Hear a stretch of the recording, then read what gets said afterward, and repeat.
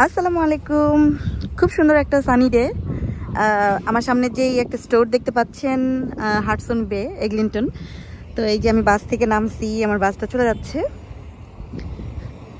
আমি আজকে এখানে চলে আসছি একটু কি বলবো, এই যে বড় স্টোর, মানে আমাদের পুরা কানাডাতে বলেন, টরন্টোতে বলেন, খুবই একটা জনপ্রিয়। আমরা যারা শপিং টপিং করি বা ঘোরাঘুরি করি, খুবই জনপ্রিয় একটা স্টোর। বাট খুবই দুঃখের সঙ্গে জানাইতে হইতেছে যে পুরা হোল কানাডাতে আমাদের এই স্টোরটা, হাডসন বেটা, তাদের বিজনেস নিয়ে যাচ্ছে। আই মিন বিজনেস উঠে যাচ্ছে। আমার বাসা থেকে এই স্টোরটাতে আসতে অনেক সোজা ছিল, মানে জাস্ট একটা বাস ধরলে 7-8 মিনিট লাগতো এরকম। আমার যে কত স্মৃতি এই স্টোরটার উপরে, তো ভাবলাম যে আজকে একটু আসি। এটাতে অনেক সেল হচ্ছে, এন্টায়ার স্টোর অনেক সেল হচ্ছে, কারণ ওদের যেহেতু বিজনেসটা উঠে দিবে এর জন্য অনেক সেল টেল হচ্ছে।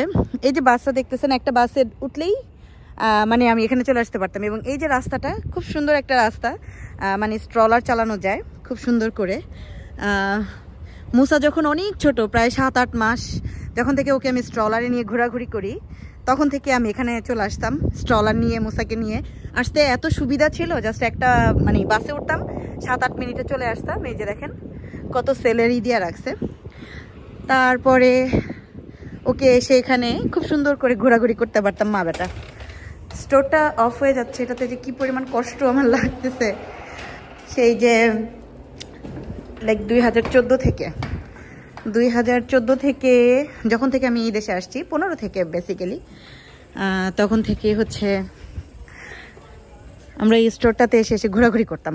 আমি যেখানে কাজ করতাম সেখান থেকে এখানে এসে অনেক ঘোরাঘুরি করতাম, মানে সেলে সেলে ঝাঁপেতাম অনেক। এটা অনেকটা সেল ছিল, আগেও ছিল, সবসময় থাকতো। তো অনেক ঘোরাঘুরি করতাম, অনেক কিছু কিনছি জীবনে, অনেক কিছু কিনছি এখান থেকে। আমাকে একটু দেখাই, হ্যালো। সো দেখি আজকে কিছু কিনতে পারি কিনা। স্টোরটা বন্ধ হয়ে যাবে, আমার খুবই কষ্ট লাগতেছে, খুবই কষ্ট লাগতেছে। মানে এই জুতাটা আমি কিনছিলাম। আর হচ্ছে একটু ঘোরাঘুরি করে নেই, বাকিটা আপনাদেরকে দেখাবো। দেখি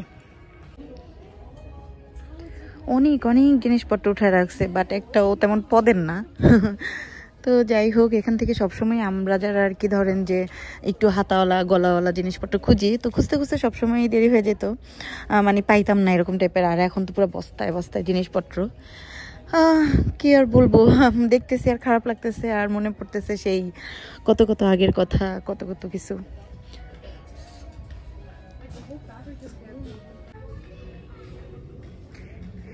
এই বেটাতে এক সময় মানে কি পরিমাণ জৌলস ছিল, ওদের সিরামিক্স বলেন, ওদের কাপড় চোপড় বলেন, কি পরিমাণ দামি ছিল। আজকে সব দিয়ে দিছে লেলে লেলে অফারে। সো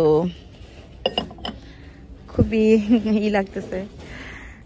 আমরা যে এখন কোথায় শপিং করব এটাই চিন্তা করতেছি। আর অনেক জিনিসপত্র একসাথে পাওয়া যেত, তো এটা আমাদের জন্য খুব বেশি একটা মানে সুবিধার ছিল। তো যাই হোক, সময় তো আর কারোর জন্যই থেমে থাকে না। এখানে অনেক জিনিস নিয়ে আসছে, ভুরি ভুরি জিনিস নিয়ে আসছে, সব বিক্রি করার জন্য।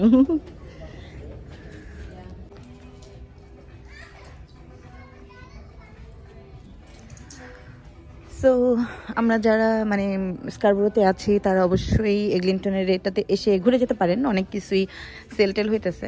যেটা হচ্ছে যে এখন বেশিরভাগই মানে ফলের বা ঠান্ডার এরকম জিনিসপত্রই বেশি।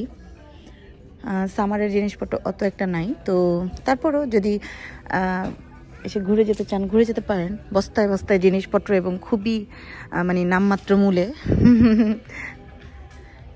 হ্যালো, ওকে, বাচ্চাদের জন্য অনেক কিছু আছে।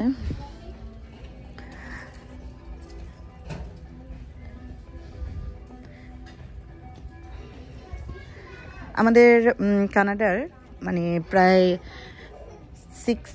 96টা স্টোর বন্ধ হয়ে যাচ্ছে। মানে কতগুলা হিউজ, 96টা স্টোর বন্ধ হয়ে যাচ্ছে এই পুরো হুল কানাডাতে, শুধুমাত্র টরন্টোতে না। সো প্রায় 9,000-এর মতন কর্মী ছাঁটাই হচ্ছে। সো এটা খুবই আমাদের জন্য মানে দুঃখের। এমনিতেই টরন্টোতে মানুষজনের চাকরি নাই, হ্যান ত্যান অনেক কিছু চলতেছে, তার মধ্যে এত মানুষ মানে হারাইতেছে, চাকরি হারাইতেছে। তো যাই হোক, কি আর করার। আমার তো কষ্ট লাগতেছে যে আমাদের স্টোরটা বন্ধ হয়ে যাবে। আমরা কোথায় যাব অ্যাজ এ মানে একদম ক্লোজ, এত ক্লোজ স্টোর। একটা সময় মুসার জন্য আমি এটা নিয়েছিলাম, আমি নেই অ্যাকচুয়ালি, মানে গিফট পাইছিলাম এটা। সো ঘোরাঘুরি মোটামুটি শেষ। এই হচ্ছে গিয়ে একদম ক্লোজিং স্টোরের চিত্র, অর্ধেকই খালি হয়ে গেছে মোটামুটি। একদম আমাদের জমজমাট হাডসন বে একদমই খালি। তো যার যে কয়েকটা দোকান আছে হাডসন বের, যাওয়ার চেষ্টা করবো সময় পাইলে, আর না হইলে তো আজকে এখানে ঘুরলাম। আপনারা যারা সময় পাবেন, ইচ্ছা হলে আসবেন, ইচ্ছা হলে ঘুরে যাবেন, কারো কিছু দরকার হলে অবশ্যই কিনে নিয়ে যাবেন। আজকে এই পর্যন্তই আমার দুঃখের কাহিনী একটু বললাম, যে হাডসন বেটা বন্ধ হয়ে যাচ্ছে আমাদের এগলিংটন স্কয়ার মলে। তো হাডসন বে ঘোরাঘুরি শেষ, আমি একটু স্কয়ার মলে একটু ঘোরাঘুরি করি। আর এই তো, ভালো থাকবেন, আল্লাহ হাফেজ।